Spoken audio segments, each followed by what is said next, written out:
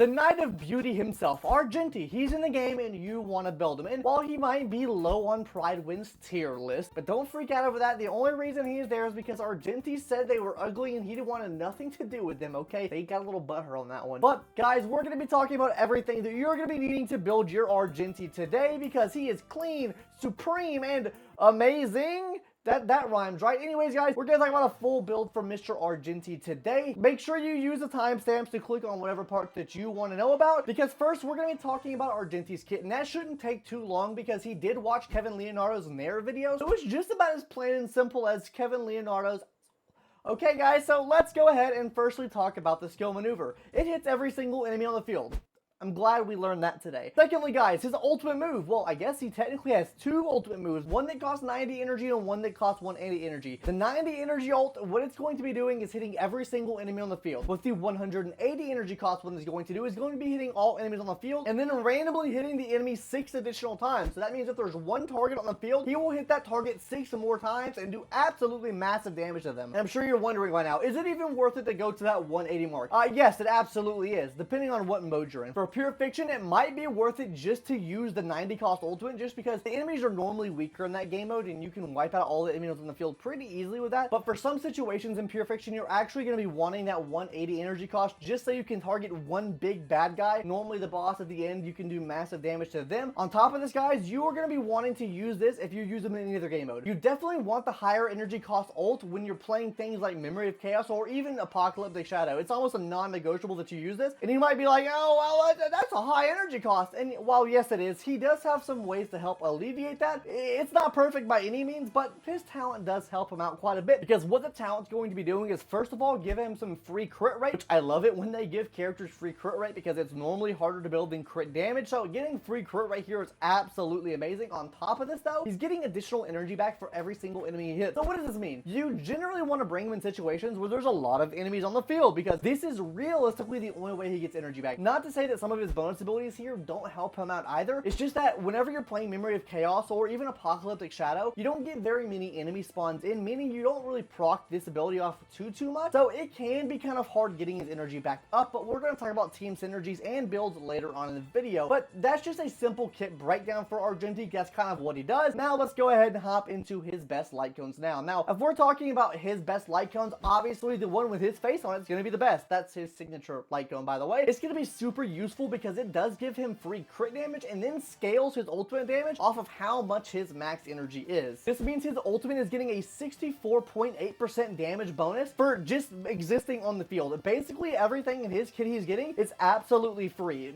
Now the damage bonus doesn't apply to the skill attack, which can be kind of detrimental to his damage. I am not gonna lie to you there, but overall this is a pretty big damage bonus just for his ultimate in general. Let's hop into best in slot number 2 now. I won't be bringing up Genuine's light cone. If you have Genuine's light cone, you can use that on him as well. I just want to put that out there. But if we're talking about his second best in slot option, I honestly think Today is Another Peaceful Day is a really good option for him as well. It plays off of the amount of max energy he has. He can absolutely cap this skill out to the max. So if you have it at S1, you're getting a guaranteed 32% damage increase with all of his abilities, which is pretty nice. A 32% free damage increase across his skill, ultimate, and the basic attack, if you were to use that for some reason, is pretty nice. And if you have this thing at S5, that number doubles to 64% damage increase. So this is going to be what I think to be his second best in slot option, especially for 4-star light cones. Now, if you want a free play option, we actually have a new one in the game right now called Eternal Calculus. This is the new Shop light cone. It's going to be, first of all, increasing his speed, which if you're running him with one of the builds that I mentioned today, this can help him out a lot. It is a 16% speed buff at S5, so that's a pretty big number to give him some extra speed. And then on top of that, a 52% attack bonus, which for him is really nice. You really want to build up as much attack damage percentage, crit rate, crit damage that you possibly can, just because his multiplier is so high for his ultimate move. This is going to be really good for his damage output. Now, this does not give crit rate, crit damage, which is arguably the most important thing he needs for his kit. But like I said, the attack scaling on his ultimate move scales so highly that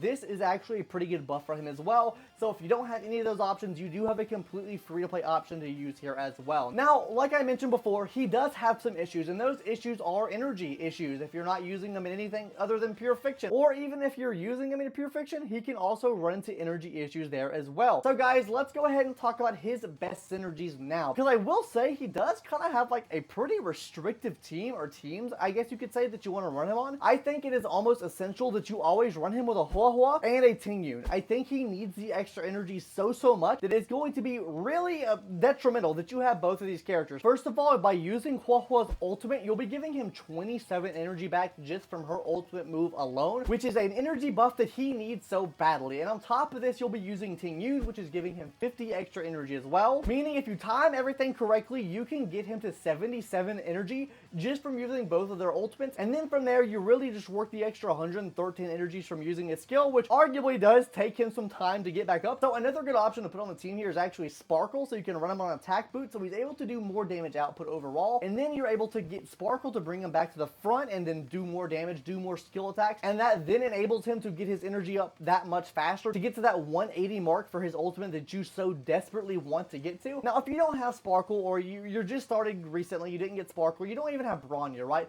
Because I don't think Bronya really plays too well. He's very skill point hungry. You want to use a skill every single time he's up because his energy cost is so high. It's going to be essential that you use a skill every single time. And actually, I know a character that helps out pretty well with this, and actually helps out with some other builds as well. Jade. If you pull Jade this banner, I think Argenti and Jade are going to work very well together, actually. And the reason I say this is because she's pretty SP efficient. She gives him a speed buff, which can actually compound into giving him more damage, because if you run him on Glamour, you can get his damage bonus even higher than if you were to run something like Salsado. We'll touch more on the kits and stuff a little bit later in the video, but overall, I think Jade's going to be a really good option. It also makes up for a lot of the damage or DPS loss that he's going to have, because if he's not able to use his ult consistently, his skill really doesn't do too much damage. So having Jade there as a supplementary unit, especially since she is able to hit every single enemy on the field, and she takes use of him hitting every enemy on the field, practically almost double his damage output, because he is assisting in getting Jade's talent follow-up attack up so frequently that it's going to be super good to run him on the team with her. She's skill point efficient, like I said before. Let's go ahead and talk about the moment you've been waiting for, the relics. But before we hop into that, please subscribe to the channel. I've been trying to make this video funny, haha tee, but if it didn't work, then let me know in the comments down below. But hit that subscribe button, because you won't get cringe content like this anywhere else, surely. And let's get to those stinky little relic sets now. So his best in slot set is going to be the physical set. The reason this is because, first of all, it gives him physical damage bonus, which we already talked about this before. He wants attack percentage, he wants damage bonus, and this kit does just that. On top of this, he has a stacking attack bonus from the 4-piece set as well, which actually gets you more attack out than if you were to run something like a Musketeer here as well, right? Not to say Musketeer is bad by any means, because I run mine on a 2-piece Musketeer, but overall, the 4-piece champion of the Streetwise Boxing is going to be really good for him. Now, I'm not going to say that this is the best set to farm, because it's really not. We already have so many different break sets in the game now that this break set's on the back burner, right? I really don't like farming for this break set now, especially with the new set in the game now. On top of this, you can also farm for Watchmakers, which gives you the Pioneer, the Deep Confinement, whatever, as well, the Prison, I don't know what it's called, but this set right here, it gives you this set right here as well, so I think that set's much better to farm, so it might be kind of cringe farming for this set, which is why we're going to talk about his second best in slot set now, which is running 2-piece Champion of the Streetwise Boxing and 2-piece Musketeer. This gives him a physical damage bonus and an attack bonus as well, just from running this. Now, you don't have to run Musketeer here. You could run the 2-piece Dot set, or hell, you could even run 2-piece of the Wind Soaring set if you've been farming for that other break set for maybe, say, a Firefly or something like that. You could literally run any of these sets just to get the 12% extra attack. It really doesn't matter here. I just put Musket here because I already have the graphic for Musket. Now let's go ahead and talk about his best in slot planar sets, because I think his best in slot planar set is still going to be Inert Salsado, because it's going to be giving him a crit rate increase, which the more free crit that we can give to him, which means the more stats that we can alleviate on him, especially when we talk about these main stats in a little bit. We want to give him as many free crit rate stats as possible, so he's able to actually crit on the enemy. He gives himself crit rate. You don't really want to be running a crit rate body piece if you don't have to. It's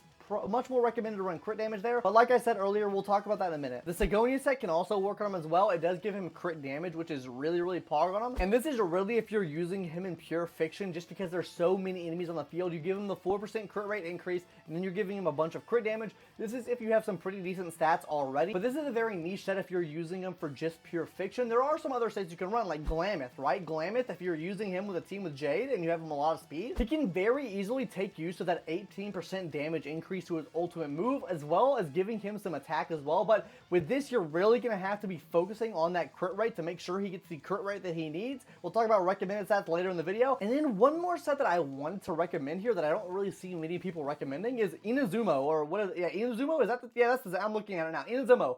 It's going to be giving him a 12% attack increase. Like we mentioned before, attack can help him out a lot because of how high his scalings are. And on top of this, if you're running him on a team with Jade, he'll be getting a 12% crit rate increase. I would recommend this if you're really struggling with crit rate and this puts you over the edge to not have to run a crit rate body. This is a set that you can definitely run, especially if you're running him with another Erudition character on the team.